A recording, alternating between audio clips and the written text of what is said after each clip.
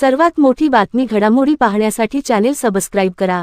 मंत्री छगन भुजबळ यांचा मोठा दावा इराणविरोधात इस्रायल आणि अमेरिका एकवटले आहेत।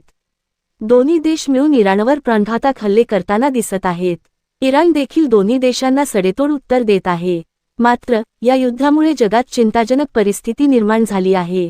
इराणने होर्मुझची सामुद्रधुनी बंद केल्याने भारतापुढेही इंधन तुटवड्याचा गंभीर प्रश्न व नागरी पुरवठा मंत्री छगन भुजबळ यांनी सोशल मीडियावर राज्यातील गॅस सिलेंडर टंचाईबाबत वक्तव्य केले आहे। आखाती देशातील युद्धाच्या पार्श्वभूमीवर राज्यातील गॅस आणि इंधन पुरवठ्याबाबत अनेक संभ्रम आणि अफवा राज्यात पसरल्या आहेत। राज्यात घरगुती एलपीजीचा तुटवडा नसून नागरिकांनी इंधन किंवा गॅस तुटवड्याबाबत कोणत्याही अफवांवर विश्वास ठेवू नये असे आवाहन राज्य शासनाच्या वतीने मी जनतेला करत आहे, असे छगन भुजबळ म्हणाले। निर्माण झाला आहे भारतात एलएनजी आणि एलपीजीची टंचाई भासू लागली आहे। अनेक ठिकाणी गॅस सिलेंडरसाठी रांगा लागल्या आहेत। दरम्यान राज्यात गॅस आणि इंधन पुरवठ्याबाबत अनेक संभ्रम आणि अफवा पसरवल्या जात असल्याचे मंत्री छगन भुजबळ यांनी म्हटले आहे।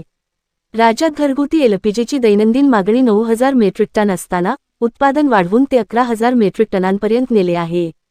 मार्च महिन्यात गेल्या 6 महिन्यांच्या तुलनेत अधिक प्रमाणात सिलेंडर उपलब्ध आहेत।